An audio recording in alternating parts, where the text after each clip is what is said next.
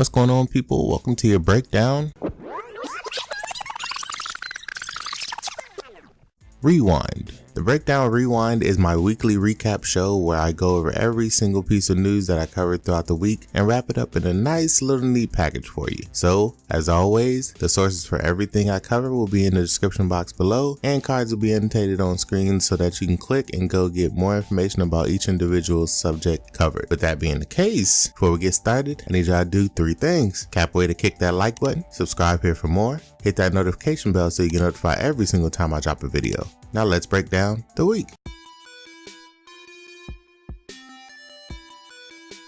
Monday's video, I covered the Destiny 2 PC beta, which starts August 28th and ends August 31st. There will be an open beta from August 29th to the 31st, and the 28th is for those that have pre-ordered the game. They have recently put up new information about the beta, saying that they have implemented the changes to supers as well as the changes to power ammo. So I'm interested to see how these new mechanics work. They said the changes will be subtle, so if you played on the console, they dared you to find the changes, but I'm sure if they've changed them correctly that they will stand out glaringly, because super recharge rate, grenades, and melee recharge rate, it was all abysmal, so it should be drastically changed. They also said that there will be a new Crucible map named Javelin 4. I don't know which mode it's going to be in, but there is going to be a new Crucible map, and I don't know which one it's replacing or if they'll have all 3, which is a possibility. They're just going to introduce another mode because they said that Clash and Rumble are gone, so maybe we'll see a different mode that feeds into this 4v4 structure. I also covered the new Xbox Game Pass games, which include Dirt Rally,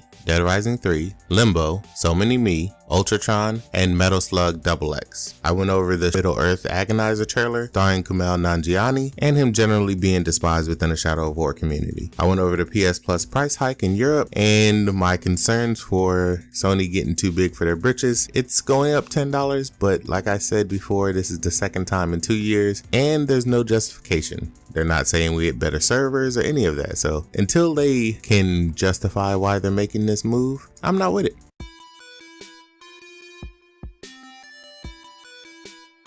Tuesday's video, I covered the RX Vega and its release stats and pricing, as well as its perceived launch window. They just said August. They still haven't said exactly when in August, but I'm assuming it's coming up soon. Like I said in the video, which you can watch by clicking in the card that's on the screen right now, the Vega is set to compete with the 1070s and 1080s of this world, and Threadripper is supposed to launch August 10th. And from all accounts, Threadripper seems to be doing exactly what it said it was going to do, and it's much cheaper than its Intel counterparts, which don't even have as many cores. So it's cheaper and it has more cores, so simultaneous actions that you will be using a high-end CPU like that for will be much better on Threadripper just because of the higher core count. And I think they've dialed it in, like I said also in that video, that they dialed it in with Ryzen, so their understanding of how the architecture works now. I also went over the PUBG update that adds a new sniper rifle, some clothing options, and most of all, it adds Xbox controller support. So we're starting to see that console progression move into PUBG. And I haven't seen too many people trying out the controller support, but I've seen a lot of the first person only games, and I've played 1 or 2 myself. It changes the game fundamentally how you think about PUBG,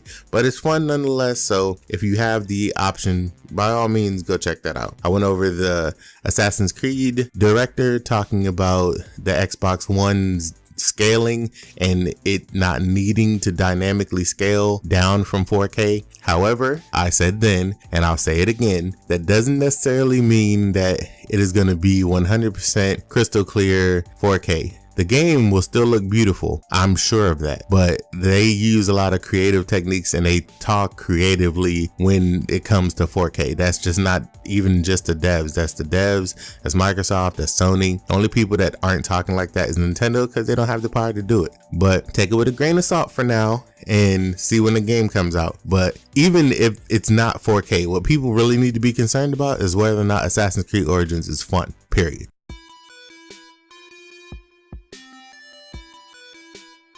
Wednesday's video, I went over Sony's financials. They have released their quarterly financial update, and it says that the PS4, although shipping 63.3 million, remember shipped consoles, are still sold consoles by the company. Even with shipping 63.3 million, they're down from their projected values, which has caused them to readjust what they thought they were going to ship. They expected to be at 78 million, but it pretty much came to a very fast halt, and that has to do with a few things. That has to do with people waiting for the holidays for them to lower the price. That has to do with them launching the PS4 Pro as well as VR, so people who would have possibly spent their money on a Pro or an upgrade like that, they went with the PSVR maybe, and a lot of people just waiting for the holidays to come around. So it as well, the Xbox One X announcement, has put some people off to hold on that they were gonna get a Pro. Maybe now they're gonna get an Xbox One X because the games that they like and their console games will be played best on there, and they're not interested in PC gaming. I talked about the Star Citizen 3.0 update being delayed, and like I said, I am very excited for Star Citizen. You can look at the link below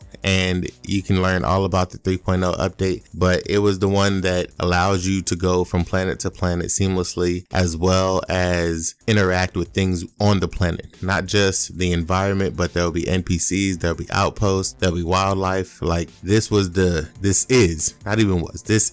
update that makes Star Citizen everything you dream it to be. I talked about what to buy across the Xbox store, the PlayStation store, Humble Bundle, and GOG with Batman Telltale game. And like I said, the links for everything will be in the description, so you go there, click on everything. Also, the links to all the gameplay featured will also be in the description in case you want to know what I'm playing. Thursday's video, I talk about the failed Kickstarter that is Untold Story, and the story will remain untold at least for a while. The original creators as well as the thought process behind it have been shuttered just because they basically ran out of money. They said that they tried to keep the company open, they tried to keep the game going, but could not sustain it. The game will still come out under a different publisher, under a different studio, but they're starting over. Considering this game was supposed to be out in 2015 and it's now 2017, I wouldn't expect it to see the light of day until around 2019 at the absolute earliest. I talked about the merger of BioWare Montreal with EA Motive and how they are now a subsidiary studio of EA's new Star Wars wing, is what I call them, because Jade Raymond, who used to make Assassin's Creed games, she is now the head of Motive, and they are working on not one but two. They're working on the single player story campaign for Star Wars Battlefront 2, as well as the Amy Hennig third person action game, which they have yet to announce. I talked about the Battlefield 1 CTE coming to consoles, and how if you have a premium pass, you are able to download that and get on it right this second. That's all the news I covered throughout the week. If you have any questions or comments, drop them in the comment section below, or hit me on Twitter at DaRealMastalin. Swing by the stream, mixer.com/DaRealMastalin. Rob and Bullies in the building. I'll holla at y'all next week. Have a great weekend. Love y'all like some play, cousins, and I'm out.